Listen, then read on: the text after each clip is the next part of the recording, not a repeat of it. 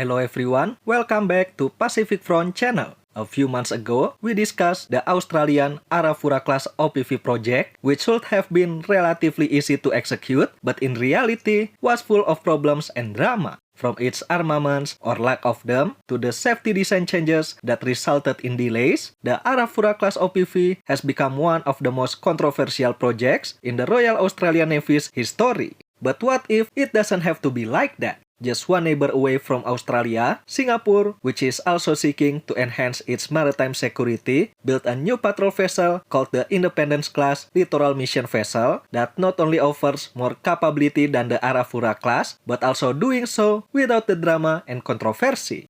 What capability does the Independence class have to offer? Let's find out in today's video. The Independence-class Littoral Mission Vessel or LMV is a class of 8 highly advanced patrol vessels of the Republic of Singapore Navy to replace the aging Fearless class which has been in service since the mid-90s. The LMV is a joint development between ST Marine and Subcocums, with Singapore's DSTA acting as the overall manager and system integrator. In 2013, Singapore's MOD awarded ST Engineering a contract to deliver 8 new vessels, with ST Marine as the lead system integrator and builder, while ST Electronics will supply the core combat systems and combat system integration solution. The MOD also gave ST Engineering 2 specific requirements for the LMV design. 1. Due to declining birth rates, manpower has been a critical concern for Singapore. So the design must increase the efficiency and reduce manpower needs from 30 to 23. And second, the LMV must be able to handle multiple roles apart from patrol duties, from low-intensity conflicts to HADR operations. The killing ceremony for the first vessel, RSS Independence, was held in September 2014, launched in July 2015, and commissioned in May 2017. Meanwhile, the 8th and the last vessel, RSS Fearless, was laid down in April 2018 and commissioned in January 2020. All vessels are now in service with the Navy's second flotilla.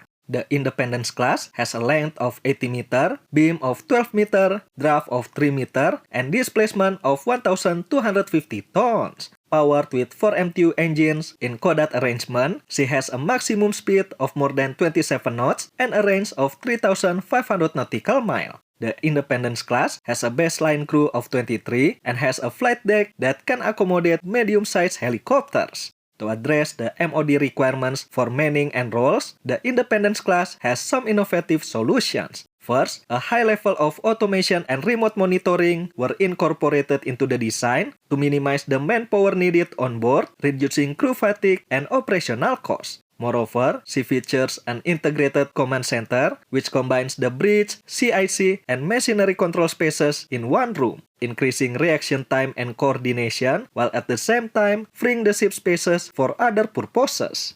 Second, she can be rapidly reconfigured for various roles thanks to a flexible mission deck and containerized mission modules. This plug-and-play capability allows the LMV to perform the roles of multiple specialized vessels at a moment's notice. The Independence-class versatility is further enhanced by the combination of both lethal and non-lethal weapon systems. She is equipped with Otto Melara 76mm main gun, a Rafael Typhoon 25mm cannon, 2 hit-roll 50 cal RCWS, and lastly, what impressed me is 12 VL Mika. While for the non-lethal engagement, she is equipped with a water cannon, 2 long-range acoustic devices, and xenon lights.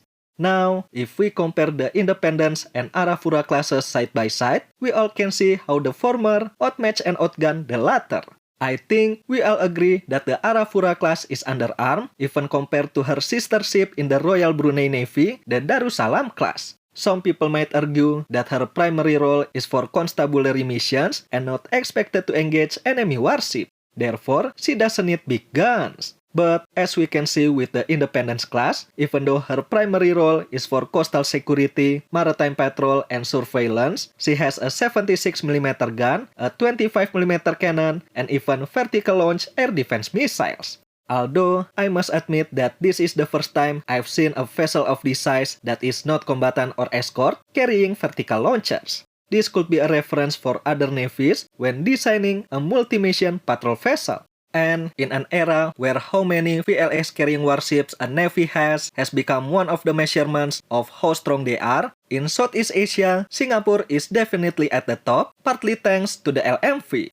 Next are the modularity and adaptability aspects. The Independence class, bearing the classification as a littoral mission vessel, can carry a wide range of module options, including unmanned systems, mine countermeasures, ASW, and potentially anti-surface warfare, in case Singapore and the Independence class experience a wartime situation. The Arafura class, while having some spaces for containerized mission modules, is fundamentally more specialized as an OPV. She might be able to carry these lethal modules, but because she's built primarily for border patrol, that's why she's designed like that, there's no point in giving her quote-unquote war modules. Lastly, about crew efficiency. I heard from our Australian brothers that the Royal Australian Navy has a manpower crisis too. They have difficulties in recruiting new sailors to man their future warships. Although she still has less crew than a vessel of this size normally has, the Arafura class crew size is almost double that of the Independence class. This could be just a redundancy measure for Arafura in case of an emergency. Or it could be that the rate of automation on the Independence class is really high.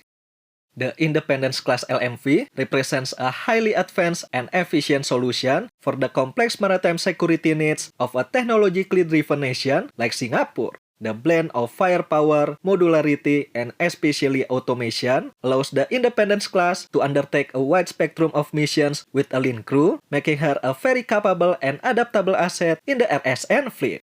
Not only that, the Independence class brings extraordinary capability to naval warfare, outperforming most vessels of this size and role out there, and gives inspiration on what a maritime security vessel could look like. And she did so without any drama and controversy surrounding her building process.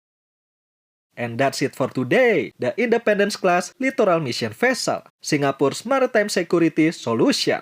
What do you think about this vessel? Let us know in the comment section below. Thank you for watching everyone. I'll see you in the next one.